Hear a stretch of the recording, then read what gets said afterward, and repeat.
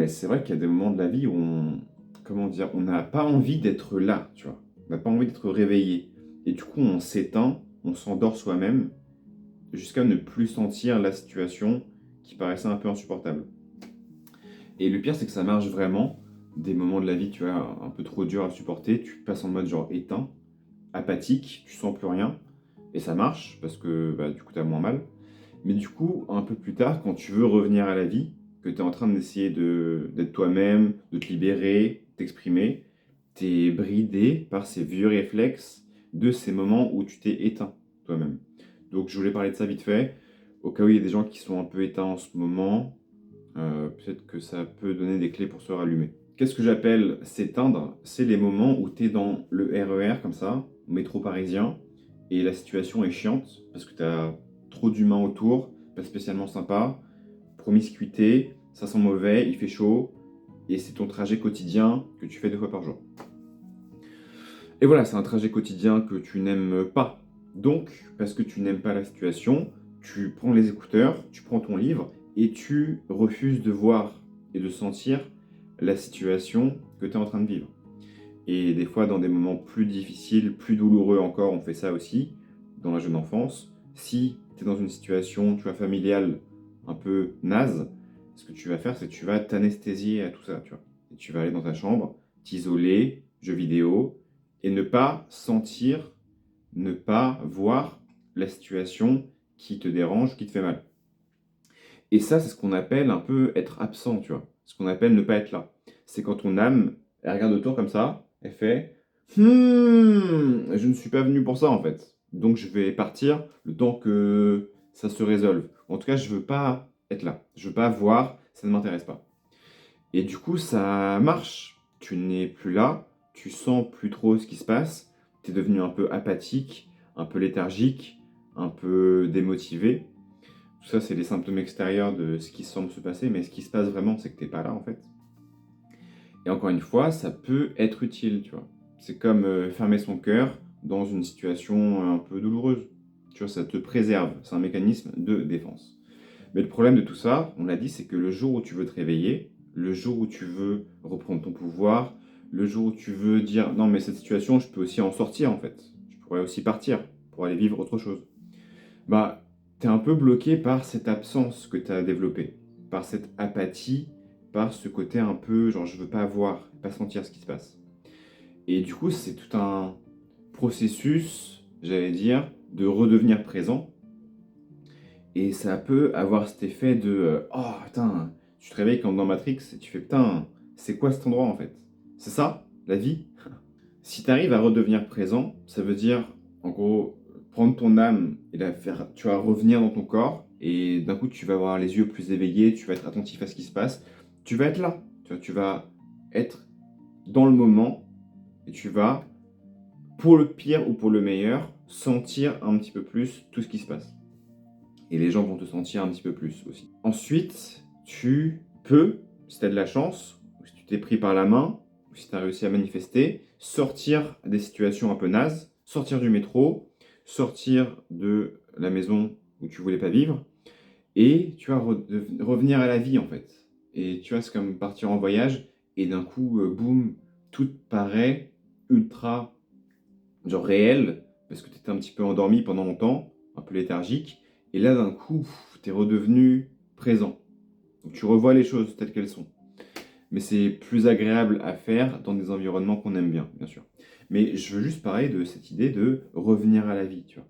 Parler de cette idée de comment est-ce qu'on fait quand on s'est éteint volontairement pour s'anesthésier, pour mieux supporter.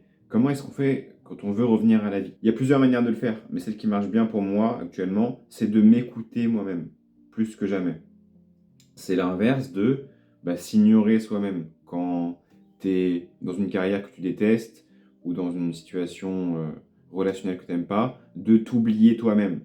Dans ces moments où tu fais, bon bah vas-y, j'ai pas vraiment envie de faire ça, mais c'est pas grave, je me mets de côté et on verra plus tard ce que je pourrais faire. Ça, c'est s'ignorer soi-même.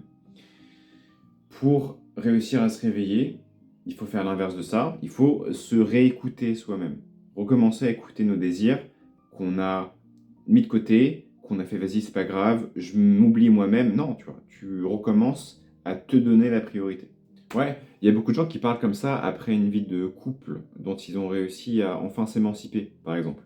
Et ils commencent à faire, tiens, je vais enfin m'écouter moi-même. Ça, c'est une phrase que j'ai beaucoup entendue, mais en fait, on peut l'appliquer à autre chose que le couple, tu vois. Donc, carrière, comme je l'ai dit, arrêter de poursuivre les objectifs des autres, en fait, qui nous feront paraître bien et successful. Arrêter, en fait, si c'est pas ça qu'on veut faire.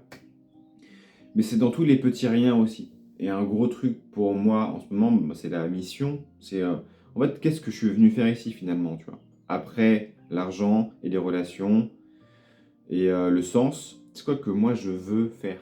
C'est quoi que je veux construire? C'est quoi la vision qui est la mienne? Une fois que tu as ça, c'est sympa parce que tu peux te dédier à un truc qui est un peu à toi.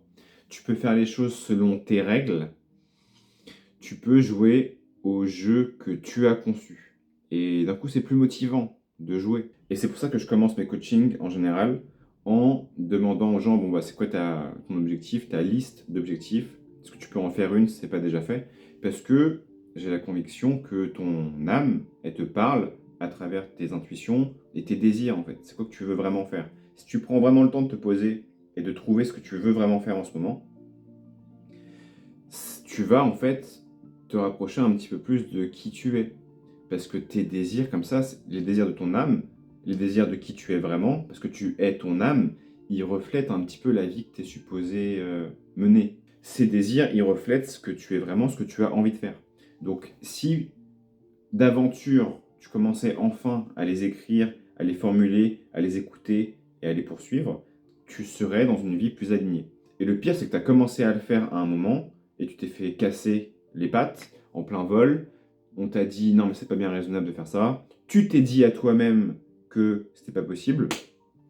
C'est dommage, tu vois, parce que c'est grave possible. Si tu as ce désir en toi, c'est qu'il est manifestable dans ton futur proche. Donc il faut juste réussir à s'autoriser à poursuivre nos vrais désirs, en fait.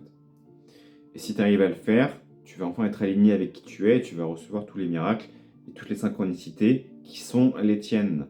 Mais ça demande un petit peu ce courage initial, cette permission de se dire non mais ok, c'est ça que je suis venu faire, bon bah je vais le faire en fait. Je ne vais pas faire ces vieux détours nazes qui correspondent à ce que mes parents, mes patrons, la société attendent de moi. C'est un choix que tu dois faire à chaque instant entre est-ce que je vais écouter mes envies ou est-ce que je vais écouter le conditionnement social, la peur et lequel de ces buts finaux je vais aller poursuivre ou attirer vers moi, je devrais dire. Donc voilà, c'est pour ça que ce chemin commence toujours de la même manière, il recommence toujours de la même manière, c'est faire une pause en plein milieu de ta phrase, s'il y a besoin, et te faire attendre. Est-ce que c'est ça que j'ai vraiment envie de faire en fait? Ou est-ce que je suis pas en train de poursuivre des illusions qui ne sont pas les miennes? Donc fais une pause, tu vas prendre le cahier, prends ta liste d'objectifs et remets-toi en mode c'est quoi en fait que je suis venu faire ici? Plus tu poursuis ça, plus tu te réveilles de cette transe endormie dans laquelle tu t'es plongé en attendant de commencer à vraiment vivre. Tu peux arrêter de faire ça, te réveiller et commencer à vraiment vivre maintenant.